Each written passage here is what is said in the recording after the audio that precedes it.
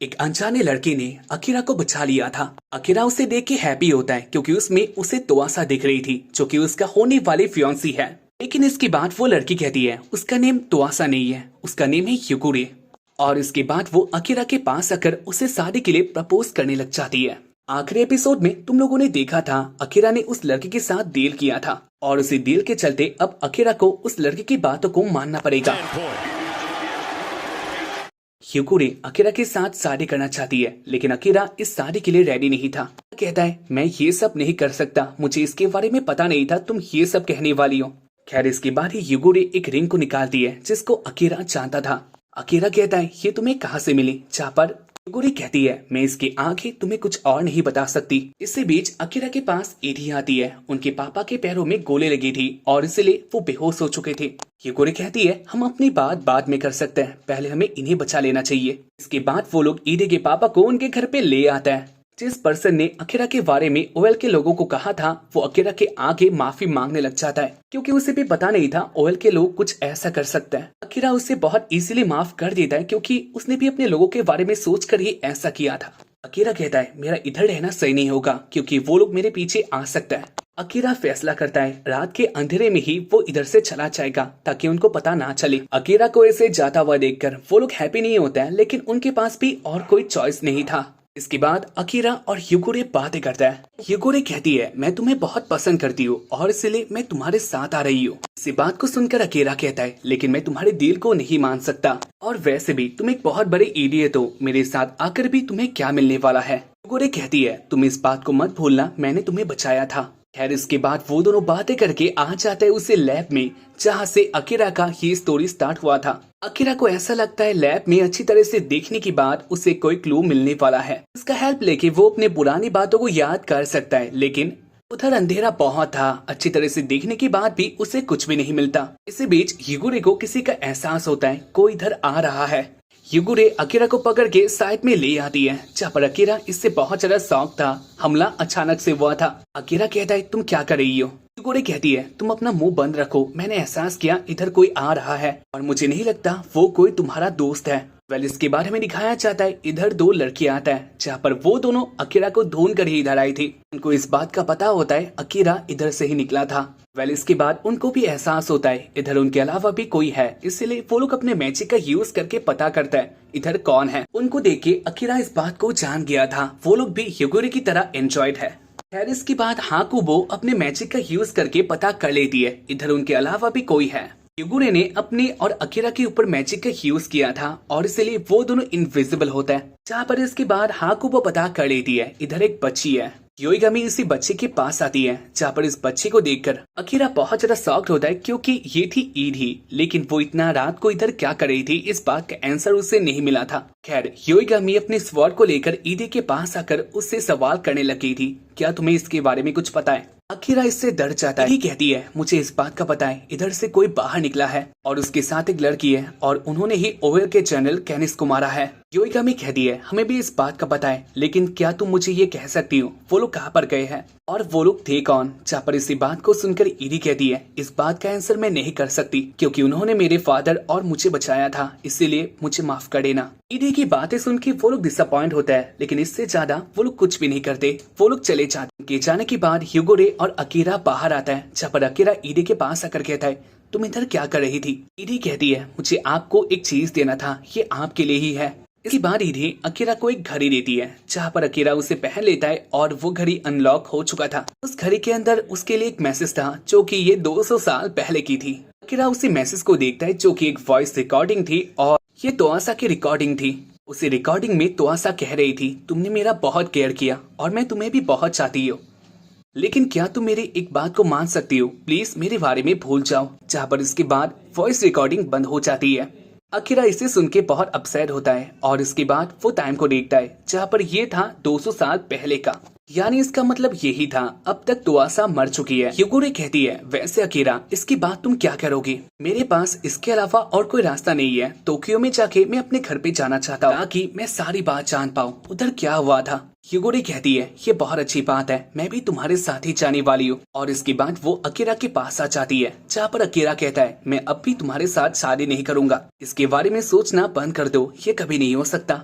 Well इसके बाद रात को ईडी उनके साथ ही रहती है। रात को अकीरा और ह्यूगोरे बातें करता है, जहाँ पर अकीरा कहता है वो दोनों कौन थे। ह्यूगोरे कहती है वो दोनों भी मेरी तरह एंड्रॉइड थे, उनमें से एक का नेम हाकुबो था और एक का नेम था ह्योगामी। अकीरा कहता है क्या तुम भी ओएल के लिए काम करती हो, जहाँ पर इसके बाद ह्यूगोरे कहती है मैं इसके आगे तुम्हें कुछ भी नहीं बता सकती। अकीरा कहता है वैसे तुम मेरे साथ शादी करने की बात में इतना उलझी क्यों हो।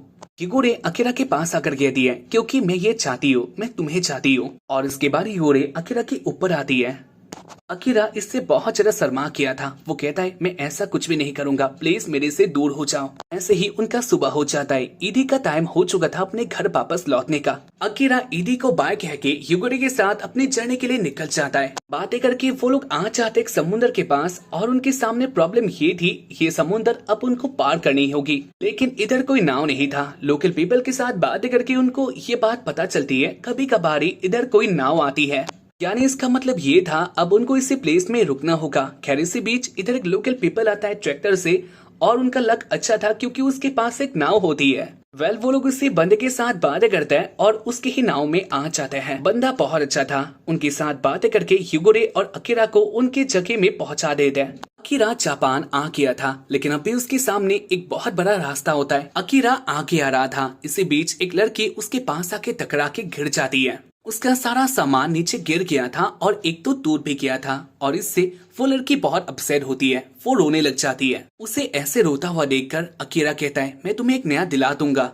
वेल इसके बाद ह्यूगोरे और अकीरा उस लड़की के सारे सामान को कलेक्ट करता है। ह्यूगोरे उस लड़की के पेंटिंग बुक को देखने लग जाती है, जहाँ पर ये सीन देख के वो लड़की ह्यूगोरे से अपनी बुक खींच के ले आती है और कहती है ये मेरे लिए बहुत खास है। और इसके बाद अकीरा एक दुकान में आकर उस बच्चे को उसका सामान दिला देता है जो उसका टूट गया था। लेकिन पैसे देने के टाइम में अकीरा एक बात को नोटिस करता है, दुकान में काम कर रहे बंदे के ऊपर उसके मालिक ने हाथ उठाया था। नॉर्मली ये बहुत गंदा चीज है, किसी को भी ऐसा नहीं करना चाहिए। अकीरा अपनी बातें कहने वाला था, लेकिन इसके बाद ह्यूगोरे अकीरा को पकड़ के बाहर लाती है और इसके बाद वो कहती है तुम इस बात को नहीं जानते, यही इधर का रूल है। हमारी वॉल में जो नीचे काम करता है यानी चौथे लोग होते हैं उनको हम लोग लेतुजियन कहते हैं। लेतुजियन ज्यादातर गुलाम होता है, उन्होंने कोई क्राइम किया होगा या फिर उनका वैल्यू इतना नहीं होगा, इसीलिए उनको ऐसे काम दिया जाता है। ओएल वाले उनको पकड़ भी सकते हैं, उनको जेल में डाल भी सकते हैं।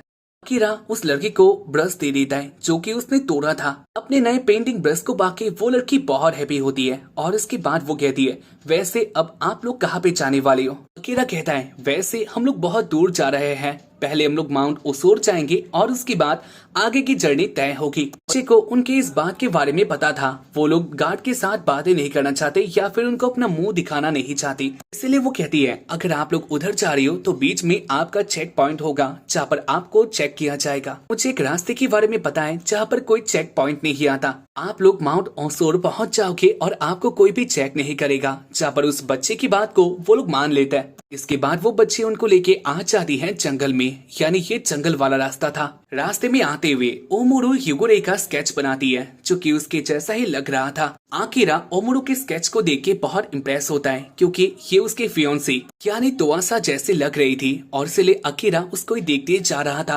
ह्यूगोरे कहती है क्या तुम भूल चुके हो, ये पेंटिंग मेरे ऊपर किया जा रहा है। खैर इसके बाद अकीरा ओमोरू की तारीफ करता है क्योंकि वो सच में बहुत अच्छा स्केच बनाती है। ऐसे ही आते हुए उनका रात हो चुका था। रात को वो लोग एक प्लेस में आके रेस्ट करते हैं जहाँ पर उनके पास खाना अच्छी तरह से था। वो लोग खाना खाते हैं जहाँ पर अकीरा को इस बात का पता चलता है ह्यूगोरे एक एंड्रॉइड हो सकती है लेकिन उसका फ्यूल खाना ही था। और इसके बाद ह्यूगोरे अपने बॉडी के एक सिंबल को दिखाने लग जाती है जो कि उसके चेस्ट में था। अकीरा उस सिंबल को छूने के लिए अपना हाथ आगे कर देता है, लेकिन इसके बाद ह्यूगोरे कहती है तुम जो कर रही हो आगे इसका परिणाम बुरा भी हो सकता है। इसके बाद ह्यूगोरे बातें करती है ओमोरू के उसे स्केच बुक के बारे में जो कि उसके लिए बहुत खास है। ह्यूगोरे कहती है क्या मैं उसे देख सकती हूँ, मैं वादा करती हूँ उसके साथ मैं कुछ भी नहीं करूंगी। ओमोरू कहती है ये मेरे लिए बहुत खास है क्योंकि इसमें मेरी मॉम डैड है, उनको देखकर ही मैंने स्केच बनाना स्टार्ट किया था और अब मैं ऐसे ही स्केच बनाती हूँ और स्टोरी लिखती हूँ। इसके अंदर मेरे मॉम डैड की भी स्टोरी है। वेल इसके बाद अकीरा और ह्यूगोरे उसी स्केच बुक को देखने लग जाता है। उन दोनों को ओमोरू के स्केच देख के बहुत अच्छा लगा था। ओमोरू भी ये सीन देखकर बहुत हैप्पी होती है। खैर इसके बाद वाले दिन में वो लोग पहुंच जाते हैं उनके डेस्टिनेशन में। वेल इसके बाद वो तीनों नॉर्मल बंदों की तरह उसी सिटी में एंटर कर लेता है। गार्ड उनको देखते हैं लेकिन कुछ भी नहीं करते। फाइनली वो लोग अपने दूसरे सिटी में एंटर कर लेते हैं, जो कि उनके लिए बहुत बड़ी बात थी। माउंट ओसोर में आने के बाद ह्यूगोरे को बहुत जोर का भूख लगता है, इसीलिए वो लोग एक प्लेस में आके खाना खाते हैं। इसी बीच वो लोग बातें भी करते हैं, जहाँ पर उनको पता चलता है इधर भी बहुत सारे लेटोजियन हैं। बातें करते हुए ह्यूगोरे बहुत स्पीड से खाना खा रही थी और उसने अकीरा के प्लेट का भी खाना खा लिया था, जहाँ पर इससे अकीरा गुस्सा होता है। वो अपने लिए एक और प्लेट लाने के लिए जाने वाला था, लेकिन इसी बीच उसके चारों ओर से गार्ड आता है। उन्होंने अकीरा को पकड़ लिया था। वो लोग कहते हैं तुम अपना हाथ ऊपर करो। इसके बाद उनके चारों ओर से गार्ड आता है और उन्होंने उन तीनों को ही पकड़ लिया था। गार्ड का बॉस मरलम उनके पास आता है और वो अपने बालों को लहराते हुए कह रहा था, मैं बहुत ज्यादा सुंदर हूँ और मैं जो काम करता हूँ ये भी बहुत अच्छी होता है। इनको पकड़ने के बाद मेरा प्रमोशन पक्की है। मरलम को देख के अकीरा बहुत डर किया था, क्योंकि उसकी बातें बहुत अजीब से होता है। खैर इसके बाद ओमोरू मरलम के पास आके कहने लग जाती है, आपने जो कहा था मैंने वैसा किया और अब आप अपना वादा निभाने वाले हो। ये सीन देख के अकीरा और ह्यूगोरे जान जाता है ओमोरू ने उनके साथ धोखा किया है। जहाँ पर इसके बाद ओमोरू रिक्वेस्ट करने लग जाती है, आपने कहा था अगर मैं अपना काम कर लेती हूँ तो आप मेरे मॉम डैड के सारे स्केच बुक को मुझे लौटा देंगे। मैंने अपना काम कर लिया और अभी आपको अपना काम करना है। मार्लम कहता है, मुझे पता था एक लेटोजियन हमारी बात को वैसे भी सुनेगा। वैसे अगर तुमने उस दिल को अपने दिल में लिया है तो मुझे माफ कर देना, क्योंकि मुझे नहीं लगता तुम्हारे मॉम डैड के स्केच बुक को अब तक हम लोगों ने नहीं चलाया होगा। मार्लम की बातें सुन के ओमोरू बहुत गुस्सा होती है और वो कहती है, तुम लोग ऐसा नहीं कर सकती। मार्लम को ओमोरू की बातों में कोई इंटरेस्ट नहीं था, उसका काम बन चुका है तो इसलिए अब ओमोरू उसके लिए कुछ भी नहीं है। मार्लम ओमोरू को दूर फेंक देता है, जहाँ पर इसके बाद वो उन सबको पकड़ने वाला था। अकीरा ह्यूगोरे को कहता है, क्या अभी तुम हमें बचा सकते हो? ह्यूगोरे कहती है, मैं तुम दोनों को बचा नहीं सकती, मैं बस तुम्हें बचा सकती हूँ। वेल इसके बाद ओमोरू खड़ी होती है, जहाँ पर वो मरलम के पास आकर उसके ऊपर अटैक कर देती है। मरलम के ऊपर अटैक हो चुका था, इसलिए सारे गार्ड उनको देखने लग जाते हैं। ओमोरू कहती है, अभी तुम दोनों के पास मौका है, प्लीज इधर से भाग जाओ। ह्यूगोरे अकीरा को लेके भाग जाती है, यानी अलग प्लेस में आ जाती है। ओमोरू के ऊपर मरलम को बहुत गुस्सा आता है और इसके बाद वो ओमोरू को मारने लग गया था। मरलम देख पाता है उधर ओमोरू का स्केच बुक भी है। इधर हमें दिखाया जाता है ह्यूगोरे अकारी को लेके आ जाती है एक सेफ प्लेस में, जहाँ पर इसके बाद अकारी कहने लग गया था, हम लोग ऐसे नहीं जा सकती, हमें ओमोरू को बचाना होगा। इसी बात को सुनकर ह्यूगोरे कहती है, तुम इधर से कहीं नहीं जाने वाले, तुम्हें भी इस बात का पता है उसने हमें धोखा दिया, तो इसके बाद भी हम लोग उसके पास क्यों ही जाएंगे। अगर तुम फिर से उसे बचाने के लिए चाहती हो तो ओयल के लोग तुम्हें पकड़ लेंगे और मैं तुम्हें रेस्क्यू भी नहीं कर पाऊंगी। कहता है, मैं ये सब नहीं जानता, लेकिन मैं उधर जाने वाला हूँ। ह्यूगोरे कहती है, लेकिन मैं उधर नहीं जा पाऊंगी क्योंकि मेरे भी कुछ प्रिंसिपल है। अकीरा कहता है, अगर तुम्हारे पास अपने प्रिंसिपल है, मेरे पास भी अपने प्रिंसिपल है और मेरे लिए ये बहुत इंपॉर्टेंट है। ओमोरू मेरे लिए बहुत इंपॉर्टेंट है। सीन आता है ओमोरू के ऊपर। मरलम ने उसके स्केच बुक को पकड़ लिया था और इसके बाद वो कहता है, क्या मैं इसे जला दूं? तुमने जो किया ये उसके सामने बहुत छोटी पनिशमेंट होगी, लेकिन मैं ऐसा ही करूंगा। ओमोरू रोकर रिक्वेस्ट करने लग जाती है, प्लीज ऐसा मत करो, प्लीज इसको मत चलाओ। लेकिन मरलम उसकी बातें नहीं सुनता, वो ओमोरू के बुक को चला देता है। ओमोरू को बहुत गुस्सा आता है, लेकिन वो इधर कुछ भी नहीं कर सकती। इधर हमें दिखाया जाता है ह्यूगोरे कहती है, अगर मैं उसको बचा के लाती हूँ तो क्या तुम इसके बाद मेरे साथ शादी करोगी? अकीरा कहता है, वेल मैं इधर कुछ भी नहीं कह सकता, और वैसे तुम इस बात का याद रखना, तुम कोई इंसान नहीं, एक एंड्रॉइड हो। इसके बाद वो ह्यूगोरे का हेल्प ना लेते हुए उनके पास जाने लग गया था।